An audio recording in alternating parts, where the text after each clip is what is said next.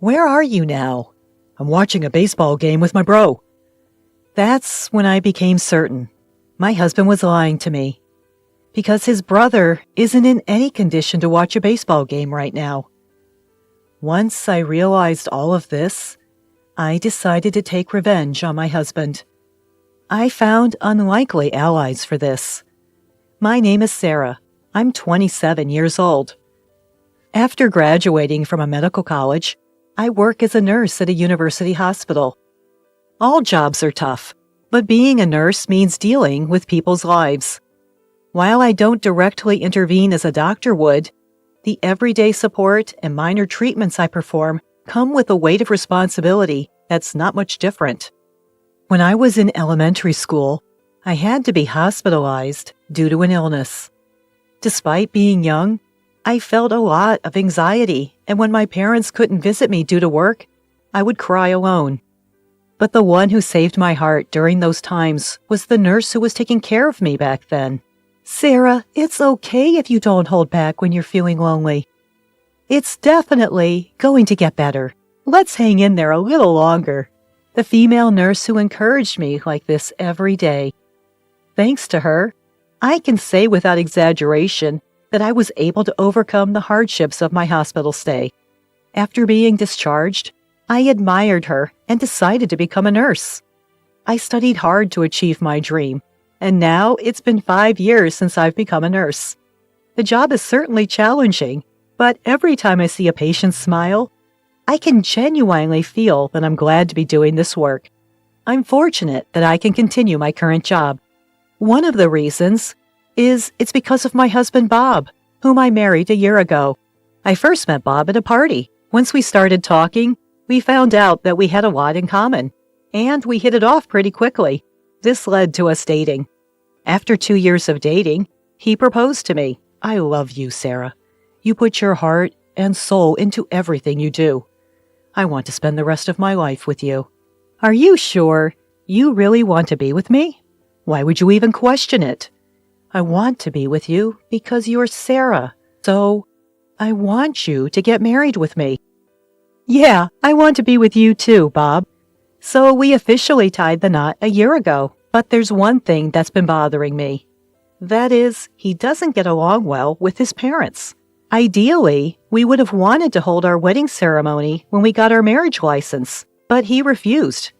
The reason was simple. He didn't want to have anything to do with his parents. So when we went to pay a visit to his parents to announce our marriage, it was hard to set a date. We somehow managed to pay a visit to my in-laws, but my husband was in a bad mood the entire time, and we only stayed for 30 minutes. We ended up getting married without having much of a conversation with my in-laws. Of course, I'd like my in-laws to attend our wedding ceremony too.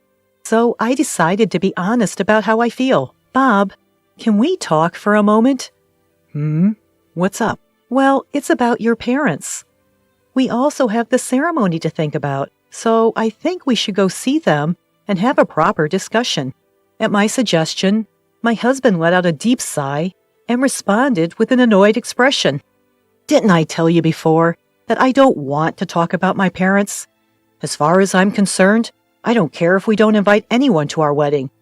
But we should at least invite your parents, Bob. That's enough. If you insist on having family members there, we can just ask my brother. Isn't that good enough? Well, I'd love to have your brother attend, but you're really persistent, Sarah. This is a matter of my family, so please don't meddle too much. With another sigh, my husband left the living room. I was left alone in the room, slumping down on the couch. Staring blankly at the ceiling, I was overwhelmed by a feeling of emptiness. Oh dear, what should I do? It's such a shame that we're distant from my father-in-law and mother-in-law. They're such nice people. I want them to attend the ceremony. What can I do to make him understand? Even after that, whenever I suggested, let's go see your parents, my husband flat out refused. At some point, he would get angry just by mentioning his parents. One day, my brother-in-law and his wife were coming to visit us at our apartment. We had dinner together once when we reported our marriage. Although they live in the neighboring city, and we can easily meet them. It was the first time they visited us since our marriage. After 10 o'clock, our apartment buzzer rang. When I opened the door, there were my brother-in-law, Jake, and his wife, Emily. "Hello, Jake. It's been a while." To my greeting, Jake showed a bright smile. "Hey, Sarah. Long time no see. I apologize for dropping by unexpectedly. Hope you don't mind." "Oh, not at all. Bob is waiting inside. Please come in." "Awesome. Thanks. Well, here I come." Following Jake, Emily takes off her shoes. "Hello," she calls out, but there is no response from her. Did she not hear me? Emily. She didn't talk much last time we met either. I wish we could be better friends. As they enjoy some casual chatter while having the cake, the atmosphere begins to lighten. Since they decided to have lunch, I started preparing the meal. As I was getting things ready, my brother-in-law entered the kitchen. "Sarah, I heard from our folks. You haven't visited home since you got married?" Yes, well..." "It's Bob, isn't it? He doesn't get along well with Dad, right?" "Yes, that's right. I want my in-laws to come to our wedding, but Bob is hesitant." Upon hearing my confession, my brother-in-law makes a troubled face. After pondering a bit, he said apologetically, "I'm sorry. Bob's being stubborn. I wish I could do something about it." "I'm sorry to cause you trouble, brother-in-law." No, I'm the one who should apologize for not being able to do anything. I'll try to talk to Bob about it indirectly." "Really? Thank you. That would be a great help."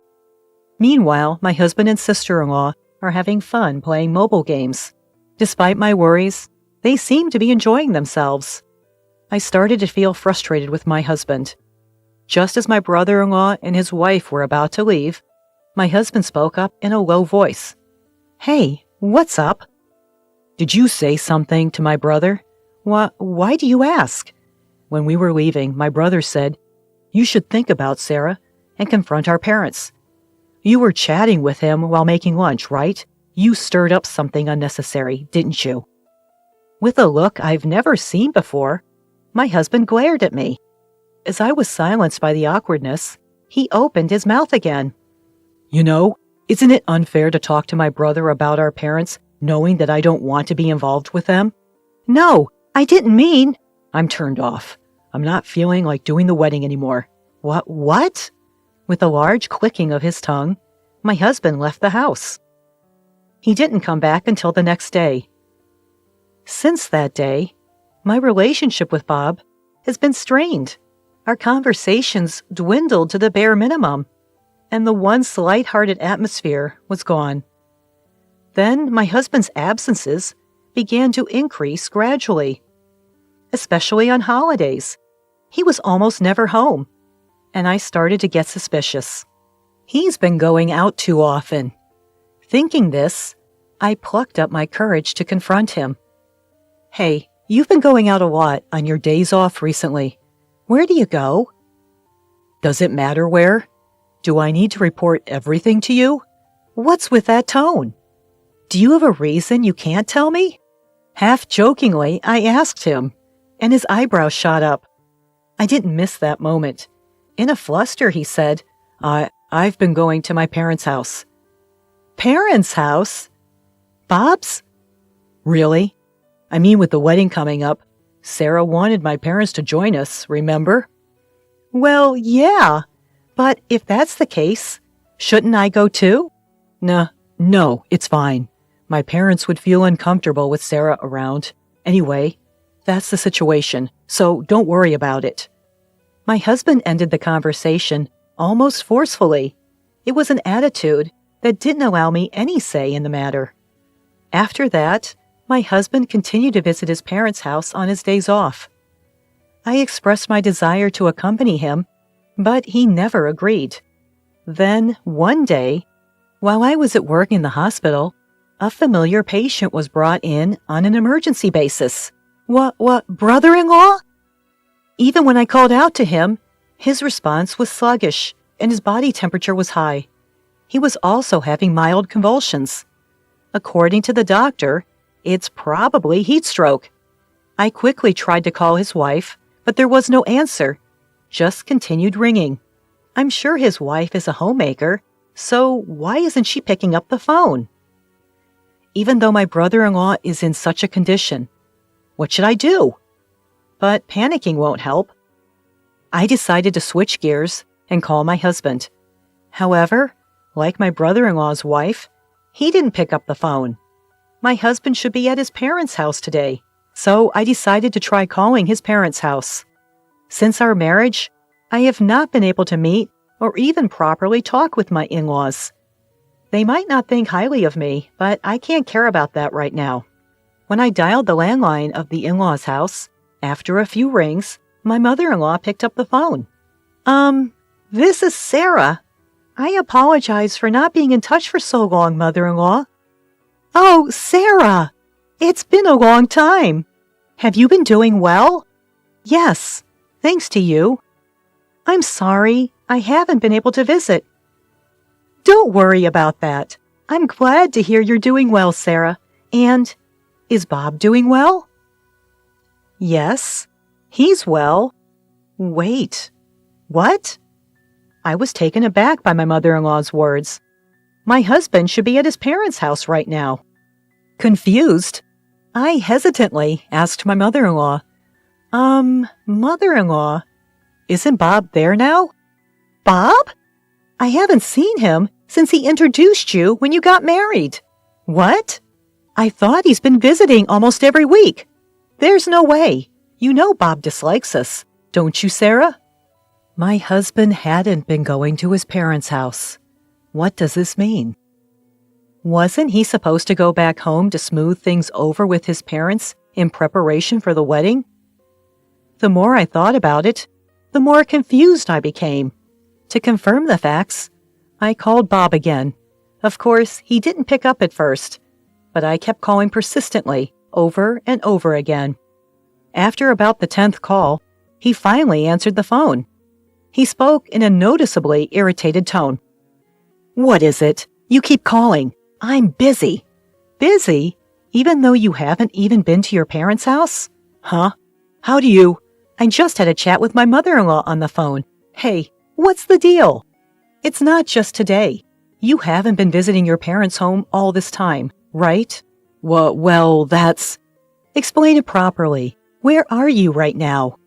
As I waited silently for his answer, my husband nonchalantly said, I'm watching baseball with Jake. Baseball? You can hear it, can't you? The cheers of watching the game? Jake and I are having a blast right now. At that moment, waves of pent-up anger overtook my restraint. Indeed, behind my husband, lively voices could be heard. Judging from the sounds, it seemed true that they were at a baseball game. But that's not the issue. The main issue was that my husband was lying big time. How should I confront him? Holding back my anger, I pondered. Then, Hey, Bob, how long are you going to be on the phone? Emily, my sister-in-law, whose voice I could recognize through the phone, chimed in. There was no mistaking it, since we just met the other day. Realizing that the call had been disconnected and only the busy signal was echoing in my ear. Ah, so that's how it is. Everything was a lie. I can't forgive this. At this rate, I'll corner him by any means necessary. I, who realized everything, headed to Jake's place. Fortunately, his condition had already stabilized, and he was sleeping soundly. I'll reappear later. As I was about to leave the room, opening the door, a voice came from behind me. Sarah? Oh, Jake, are you okay? Yeah, I'm fine. It was a heat stroke, huh? I was feeling sluggish, but I was so busy that I didn't have time to hydrate. Please be careful. I was really surprised when you were brought in. Sorry. So, why are you here, Sarah? Well, actually... I informed Jake that my husband might be with Emily at the moment. Then rather than being surprised, Jake smirked. I see. You've noticed, Sarah. By the way you're saying it, Jake, did you know about this all along? Yeah, well, I found out about a month ago. and I just started gathering evidence. But I've got more than enough evidence now, so don't worry."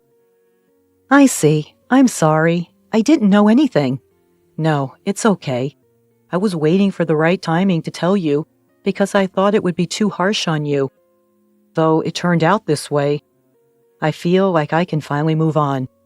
Jake laughed weakly, but he seemed somewhat lonely. At the same time, I felt an immense dislike for the two who made Jake and me feel this way. I waited for my brother-in-law's recovery, and then we headed to his parents' house together. Upon explaining the sequence of events to my in-laws, they were momentarily at a loss for words after learning the truth. With apologetic looks, they began to apologize. "Sarah, we're sorry. Our foolish son, to have an affair?" "We're sorry, Sarah. We never expected this to happen." "Please, don't apologize. I'm okay." "But, right, honey?" "Yes, apologies won't fix this. We're truly sorry." "It's okay. Instead, could you lend me and your son a little help?" My brother-in-law and I proposed two things to my in-laws.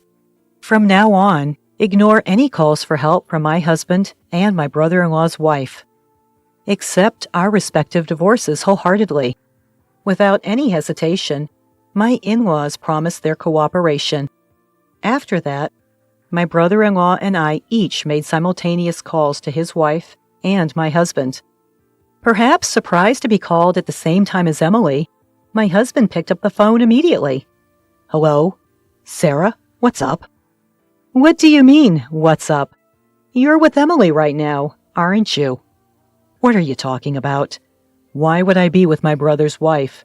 "I heard Emily's voice in the background when I called earlier, and your brother knows everything. We've got concrete evidence of the affair." "Eh?" Thinking he could still fool me, my husband kept spouting nonsense, like it's a misunderstanding and he just happened to run into her. I was fed up with his lack of remorse and his constant prioritization of self-preservation, even at this point.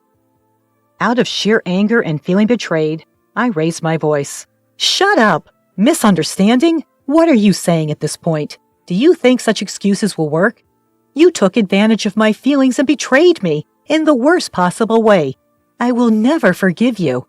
I'm divorcing you, you scum." "What? Wait! I didn't intend to divorce." "What? How dare you say that after cheating on me? Just so you know, I have no intention of getting back with you. You and that woman. I hope you both go to hell. Your parents won't help you anymore. Suffer for the rest of your life, regretting what you've done, you piece of trash." Without waiting for his response, I hung up. Shortly after, my brother-in-law and I went to the city office to get divorce papers. Eventually, my husband and I divorced amicably. Initially reluctant, he finally signed the divorce papers after being persuaded by his parents. Of course, my brother-in-law's divorce was also finalized. We both demanded substantial alimony from them. I later found out that my ex-husband had been involved with my brother-in-law's wife for quite some time. Apparently, he was meeting her during lunch breaks and after work, and their affair was exposed at the worst possible time by their coworkers. As a result, his reputation at work plummeted. Unable to withstand the judgment from his colleagues, he eventually quit his job after repeated absences. My brother-in-law's wife, who was a stay-at-home wife, also had her life turned upside down. She lived with my ex-husband for a while after the divorce, but as their financial situation worsened, their arguments increased, and they broke up within a few months.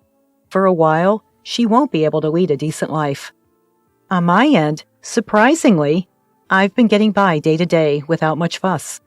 Right after my divorce, I moved to an apartment near work, living a carefree life. I still keep in regular contact with my brother-in-law and my ex-in-laws. Where I am today is thanks to them.